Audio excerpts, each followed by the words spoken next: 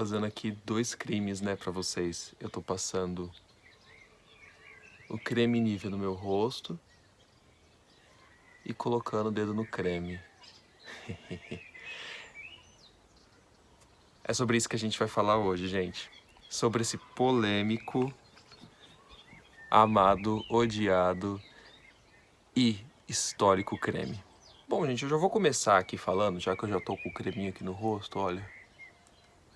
Falando pra vocês que ele, né, é um creme histórico, é um creme que tá aí desde 1911 no mercado e ele tem algumas particularidades com relação às outras formulações, os outros cremes que a gente conhece, tá? Por exemplo, essa formulação, a gente tem, é uma emulsão, né? E geralmente a gente tem emulsões como veículos cosméticos, né? E a gente tem as água em óleo e óleo em água. Então, quando você tem óleo em água, quer dizer que você tem uma fase muito grande de água com um pouquinho de gotículas de óleo. E quando você tem água em óleo, é o contrário. Essa formulação aqui, ela é água em óleo. Então aqui a gente já tem a primeira particularidade dele. Ele é um creme diferente dos outros, justamente porque ele já é uma emulsão diferente. Ele tem uma concentração de óleos, de ceras, de água, diferente do que, por exemplo, do seu creme que você está mais acostumado a comprar, tá? É um creme antigo. A gente tem que pensar que a utilização de polímeros para estabilização de formulação cosmética veio lá dos anos 90, 2000 principalmente, tá? Que aí os polímeros eles vão dar uma ajudada também e também na melhora também dos emulsionantes. Esse creme ele acaba sendo famoso por conta da história do emulsionante que foi criado para criar esse creme. Agora eu vou pegar aqui a minha lista de ingredientes, tá? Tá atrás de um artigo porque eu fiz anotações, eu acho que todo mundo que tem bom senso pode usar papel e caneta, tá? Enfim, ele tem água, parafina líquida, cera microcristalina, glicerina, lanolina, álcool, que é o eucerite, tá? Parafina, pantenol, sulfato de magnésio, desil-oleato, octildodecanol, estearato de alumínio, e aí tem vários outros estabilizantes, conservantes, até a questão da própria essência, da própria fragrância, que tem aquele cheiro de tia, né? Pois é.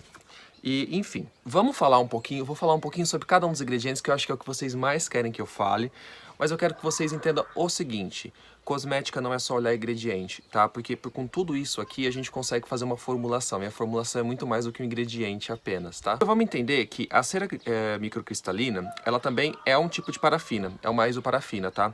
E aí a gente tem, além disso, a parafina líquida e tem a parafina sólida. A diferença entre todas elas está na cadeia carbônica, porque uma acaba sendo mais emoliente e outra acaba sendo, atuando mais na consistência do próprio creme, tá? Mas a gente já pode ver aqui que, além disso, a gente tem o desil-oleato, octildodecanol, tá? Estearato de alumínio, que são também emolientes, sendo que esse último também atua como emulsificante e um espessante, para melhorar um pouco o sensorial, tá? Mas a questão é o seguinte, que eu já estou falando aqui para vocês. Já há emolientes. Lembra do nosso vídeo lá de fisiologia? Vão aparecer aqui em algum lugar da tela, deve aparecer por aqui.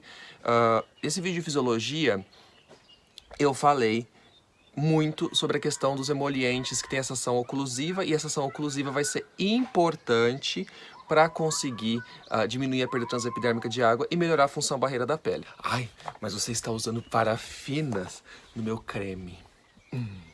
Gente, vocês sabem que, por exemplo, cera microcristalina, que é a isoparafina, ela também é utilizada em indústria alimentícia, como por exemplo nos chicletes, nas gomas de mascar, tá bom? Então, são produtos bem inertes nesse sentido e com a toxicidade bem conhecida. Esse tipo de afirmação, de achar que você está derretendo uma vela simplesmente, é um pouco...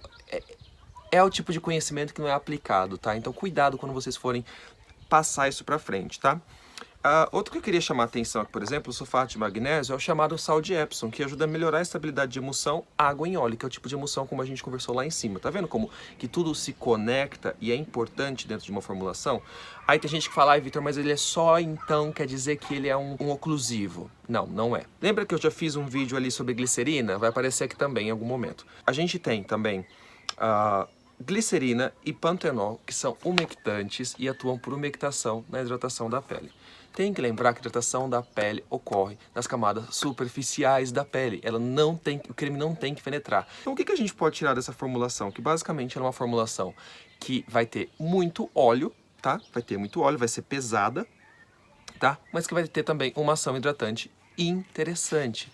Mas ela vai ter uma ação, ela vai ter um sensorial pesado, oleoso. Vocês conseguem ver que eu passei o creme e minha pele tá bem brilhando? Então aqui a gente já tirou o mito de que ele tem uma falsa sensação de hidratação. Isso é mentira, isso é falso, é um mito. Ele é um bom hidratante, não só por ação oclusiva, mas também por ação de umectação, tá bom? Eu não sei de onde as pessoas tiram isso, eu não sei de que mundo, de que ideia que elas tiram isso, qual foi o parâmetro que eles utilizaram para sair falando isso. Quem fala isso não conhece de fisiologia e não conhece de formulação. Vou deixar que tem que ser dito de uma forma direta, porque é verdade, não sabe sobre formulação. Vamos lá. Aí o pessoal fica falando, é porque é um veneno, porque tem parafina, e parafina vai cair no seu sangue. Será? Vamos primeiro entender, já falei aqui que já é utilizado até em indústria alimentícia, né? Mas vamos entender sobre a penetração desse tipo de composto lipídico, tá? Através da pele. Eu peguei 2 artigos, tá? Esses 2 artigos aqui são de um amigo alemão, tá? Do grupo que eu tô fazendo minha parte aqui do estudo, do meu doutorado. O primeiro é o In Vivo Investigations of the Penetration of Various Oils and their Influence on the Skin Barrier. E eles tentam fazer uma comparação da penetração entre óleos vegetais e óleos minerais, como por exemplo óleo de parafina. E eles veem que não penetra nem muito no extrato córneo, principalmente a parafina, tá? Só que melhora a barreira da pele. Dessa forma, as investigações, né, elas mostram claramente que a aplicação dos óleos, tá? Tem que falar aqui que o óleo está sendo aplicado na sua forma de matéria-prima, tá? Diretamente, sem uma formulação. Mas está falando aqui praticamente que os óleos formam um filme protetor na superfície da pele com redução da perda transepidérmica de água. Então a gente já tem aqui nossa primeira evidência de que ele é bom para hidratação. E que fica na superfície da pele, não vai penetrar, né, querida? O segundo artigo é do mesmo grupo, que fala o In Vivo Confocal Raman Microscopy Determination of Depth Profile of the Stratum Corneal Lipid Organization Influenced by Applications of Various Oils. Ai, eu tô toda Sasha hoje, eu sei. Esse artigo é de 2017, é do Journal of Dermatological Science. E além da penetração, eles tentam entender como cada óleo ele vai interagir com os lipídios do extrato córneo. Então o que eles estão querendo dizer? Eles estão querendo ver que além da penetração, será que perturba a barreira? Será que ele é ruim para a barreira? E o que eles viram? Eles viram que os óleos naturais interagem mais do que os óleos minerais. Que coisa, né? Por que será? Porque os óleos minerais, os óleos naturais, aliás, eles têm ácidos graxos livres. E esses ácidos graxos livres, eles acabam perturbando um pouco os lipídios extracelulares, tá? Não são os intracelulares, não, a gente está falando dos extracelulares. Não quer dizer que ele é ruim, mas está querendo dizer o quê? Que na questão da barreira, quem protegeu mais aqui foram os óleos que são minerais e não os vegetais. Os vegetais protegeram, mas como eles perturbam um pouco a barreira, não foi tão bom quanto os óleos minerais. Que coisa. Meninas, tudo bom? Acho que vocês já perceberam que tudo isso que sai na internet falando que é um veneno, falando que não hidrata, que os componentes são ruins, não são hidratantes, eles penetram muito, eles vão acabar com a tua pele, isso é tudo mentira, tá?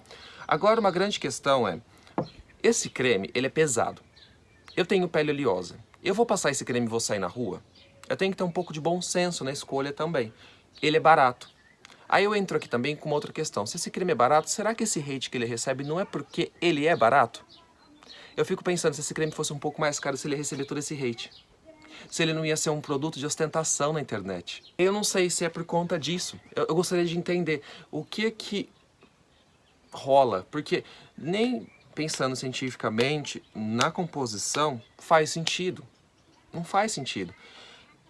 Agora eu vou deixar algumas dicas, né? Porque como que eu quero usar esse creme. Vamos supor que você quer usar esse creme, mesmo você tendo pele oleosa e tudo mais. Primeira coisa, a gente tem que entender. A gente já falou que é uma emulsão diferente, né? Que ela tem uma quantidade grande de lipídios, né? E que a história da cosmética traz isso pra gente, né? Quando você começa a utilizar, por exemplo, os polímeros na formulação, a gente conseguiu reduzir a quantidade de lipídios e deixou as formulações mais leves. Isso foi muito interessante pro Brasil, principalmente, né? E aí, o que você pode ver? Vamos pensar comigo. Olha, é um creme que ele é grosso, tá? ele é grosso, ele é difícil de espalhar e ele é bem oleoso. Sendo um creme grosso, difícil de espalhar e oleoso, você vai sair na sua cidade com 40 graus Celsius com ele no rosto, entende? Se você sai, isso daí provavelmente vai deixar uma sensação oleosa muito grande. Então, ó, e você vê que é muito difícil de espalhar, justamente por conta dessa sensação oleosa. O que o Vitor pode falar para você, como você pode utilizar? Vocês podem pegar o creme, coloca na mão, já aplica um estresse nele, porque daí você já consegue reduzir essa viscosidade, né? Porque é uma questão reológica do creme, a gente pode falar de reologia depois. E aí você pode aplicar no seu rosto assim, porque daí você reduz a fricção para espalhar. Quando você reduz a fricção para espalhar, a sensação do creme é um pouco melhor, tá? Mas aí, o que eu vou falar para vocês? Vocês podem utilizar esse creme, por exemplo, sabe aqueles 30 minutos antes do banho? 20 minutos antes do banho?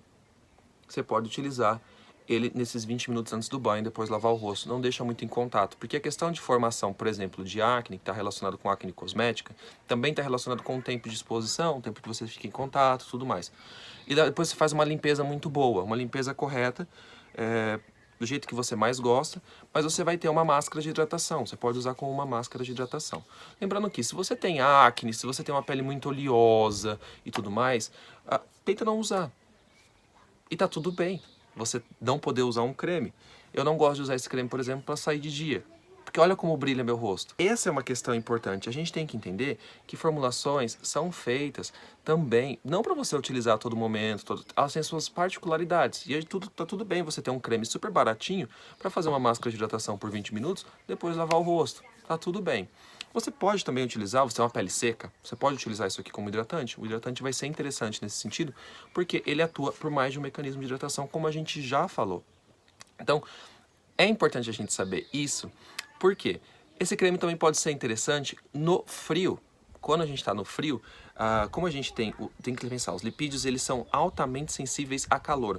Quando a gente está no calor, eles mudam um pouco a conformação. Você já pegou pia entupida com gordura de carne, por exemplo? Você não coloca água quente para desentupir?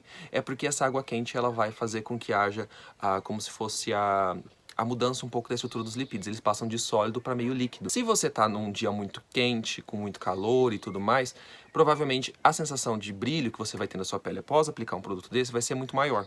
Porque provavelmente, né, a gente tem ceras aqui, essas ceras elas vão modificar muito a sua estrutura e elas vão ficar mais líquidas. Tanto é que quando a gente faz a emulsão, a gente derrete a cera, né, sempre faz até no máximo ali de 60 graus, mas quando a gente estiver ali nos 40 graus, a gente já vê que ela já começa a mudar.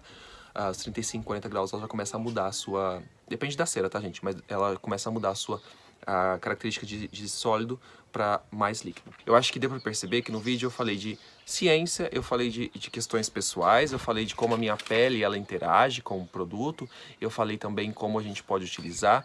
A grande questão não é dizer se o creme ele vai ser a maravilha do século, se o creme ele vai ser o hype do momento. A grande questão para mim aqui é falar para vocês, tá tudo bem vocês utilizarem um creme que é baratinho, antigo, um tipo de emulsão mais pesada, mas desde que você saiba quando utilizar, por que utilizar. E não propague por aí que ele é um veneno, sendo que esse creme está desde 1911. Imagina quantas pessoas eu já teria matado, não é mesmo? E que ele não hidrata. Porque isso mostra que, além de tudo, além de você estar propagando um conhecimento errôneo, você não conhece sobre fisiologia da pele e muito menos sobre formulação cosmética. Tá bom? Um beijo para vocês, gente. Comenta, curte, compartilha no canal, por favor. Estou tentando fazer isso aqui crescer um pouquinho. E eu agradeço muito de coração a interação de todos vocês. Um beijão.